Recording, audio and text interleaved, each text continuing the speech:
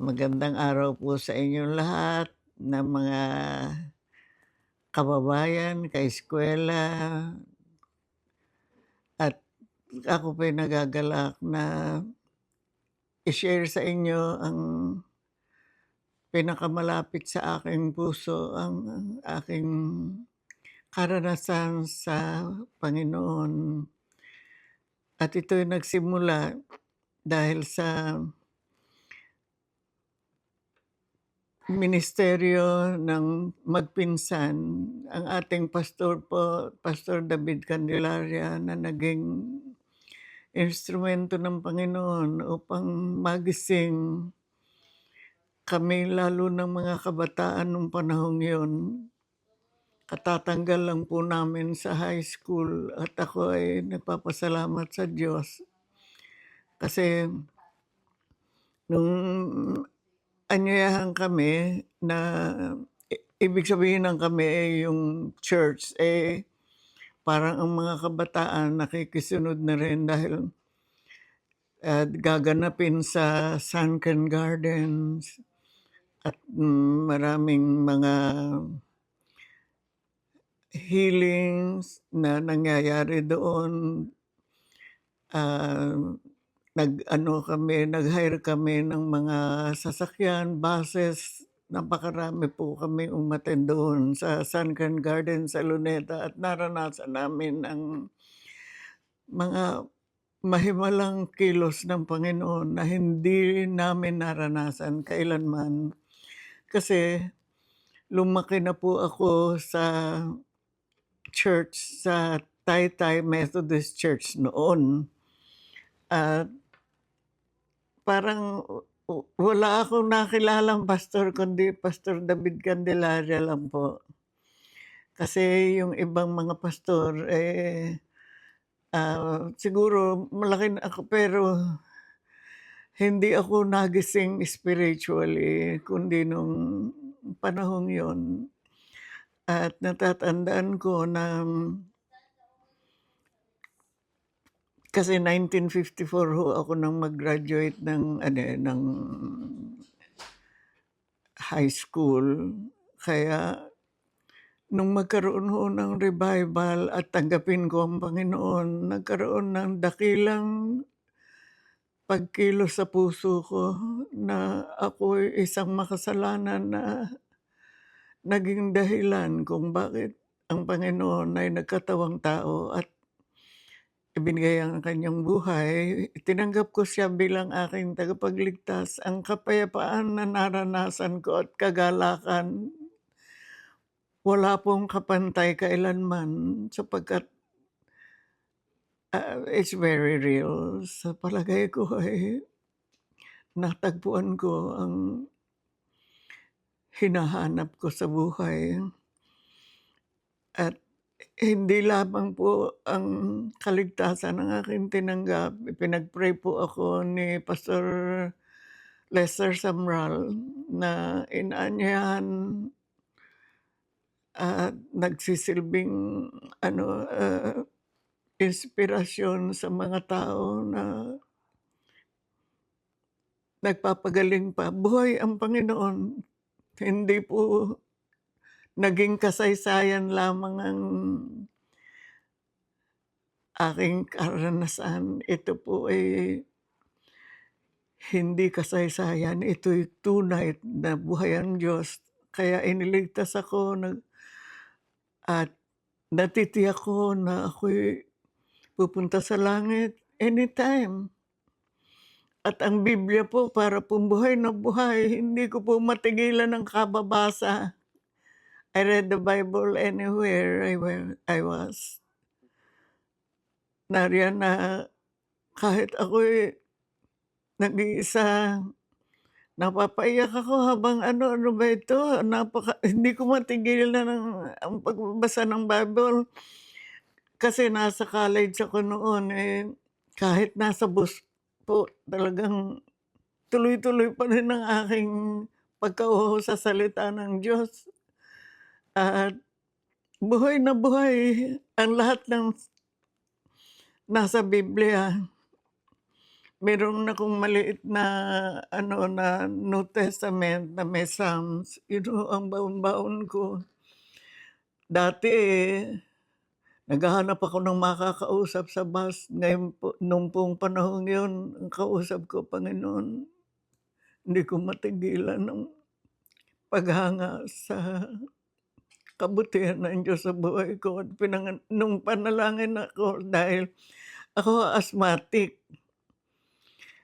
Pagka ako'y na-asthma, inaatake ng asthma, talagang para hong dinig sa kapitbahay yung hingang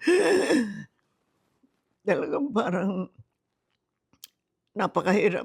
Ewan ko, kasi talagang hirap na hirap, parang hinuhugot ang hininga mo, hindi mo alam kung saan ka magiging maginhawa. Talagang nung ipanalangin ho ako pag-uwi ko,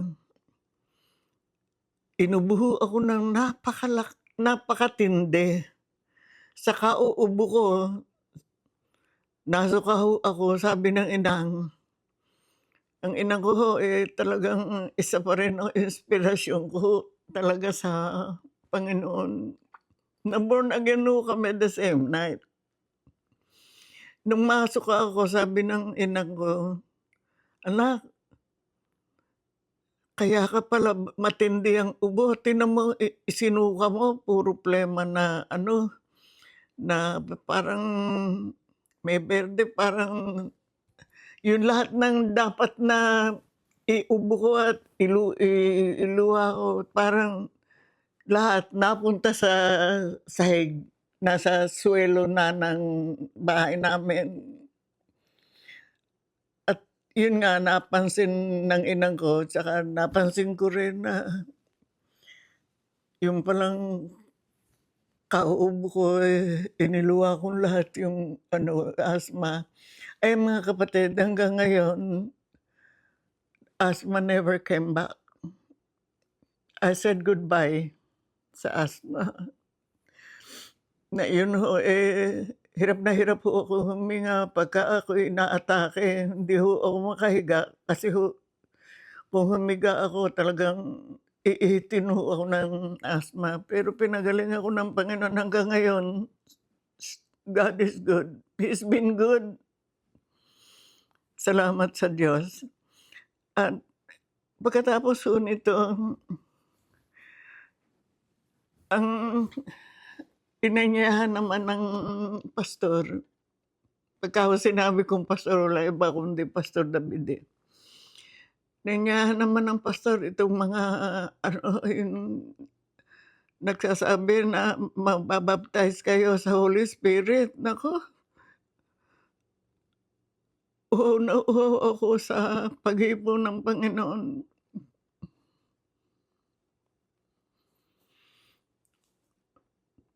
Parang lagi akong naghahangad na, "Sige pa, Panginoon, ipuin mo pa po ako."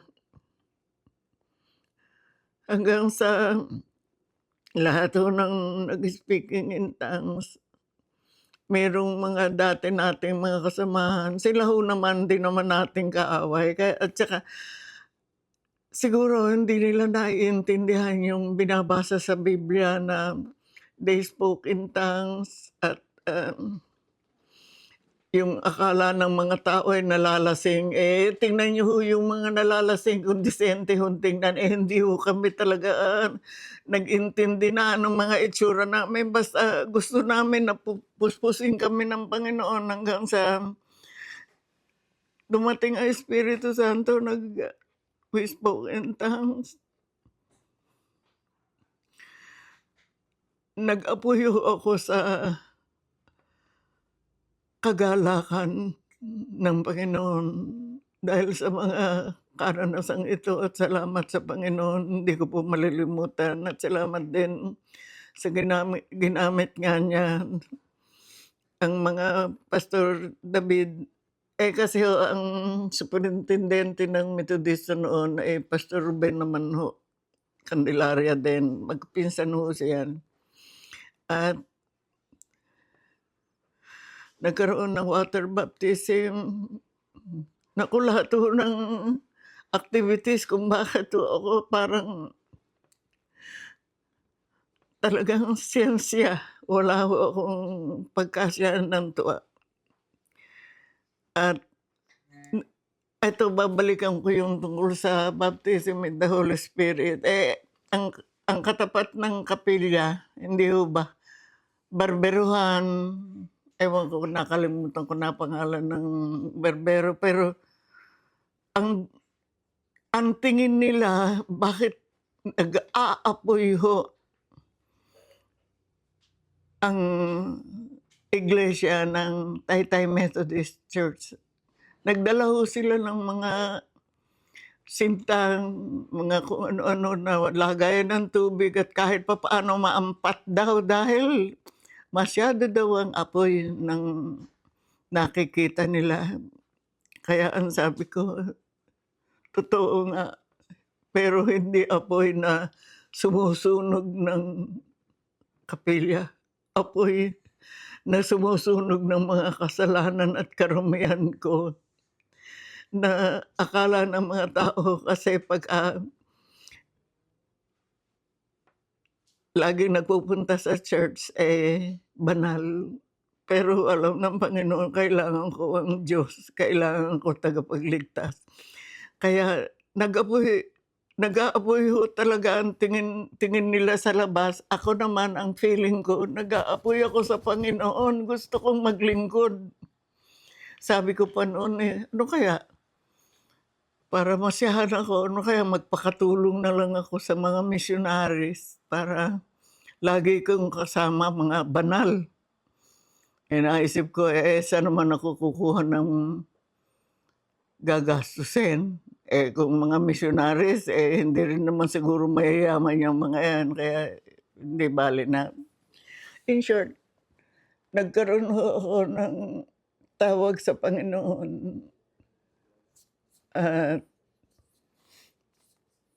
Tinigilan ko ang aking pag-aaral sa college. Sabi ng ama, kasi favorite ko ang ama, ang bait-bait ng ama sa akin din, anak. Sabi niya, kumbaga sa taga-Taytay, ikaw pahilaw-hilaw. Ibig sabihin, hindi ka pa nakakaluto, meron ka na namang isinasalang, anak. Tapusin mo muna college mo. Sabi ko, amang, matindi ho ang tawag ng Panginoon.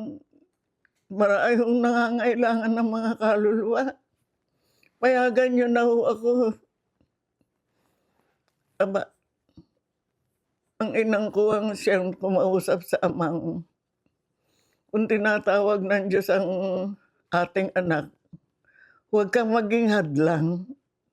Huwag nating hadlangan ang pagkilos ng Panginoon sa anak. Kasi ho ang amang, kumbaga, uma-attend lang sa kapila, pero mabait siya, pero kailangan talaga niya, Panginoon. Kaya sabi ng inang, ikaw, inuuna mo ang pagluluto. Kasi masarap magluto ang amang ko. Kaya huwag ka nang magluto. Aba, sino kaya ang magluluto? Kayo'y kung dumating, tila mga gutom na gutom, you are starving, kumbaga sa ating. Gutom na gutom kayo. Sabi ng ina, talagang ikaw kailangan tumanggap sa Panginoon, kaya tigilan mo na pagluluto, kakanghuli ka dahil sa pagluluto. Maaga pa, lahat tutulong paglinggo at magluluto. Kaya bandang uli na intindihan ako ng aking mga magulang at pinayagan ako na hindi na magtuloy sa college. Harapin ko na yung hamon ng Panginoon na ibigay ko ang aking buong buhay. And I've never been so happy in my life. Simula nang tanggapin ko at aking sabihin na, Panginoon, susunod po ako sa iyo. hanggang ngayon na sasabihin ko na ho edad ko ngayon, 88 na ho ako sa August 8, puro 8, 88 sa August 8 of this year. Hindi pa ho nagkulang ang Panginoon. Kahit saan ako destino, mabait ang Diyos. At ito ang aking pasalamat sa Panginoon na thank God for all the experiences at yun ho lamang aking mai-shi-share sa inyo na naranasan ko at naging simula ng aking spiritual journey na hanggang ngayon po hindi pa rin nawawala ang ningas ng Panginoon sa aking buhay. Bagamat ako'y mula pagkabata hanggang ngayon at tumanda, God is still good. He's been good all the time. Salamat po.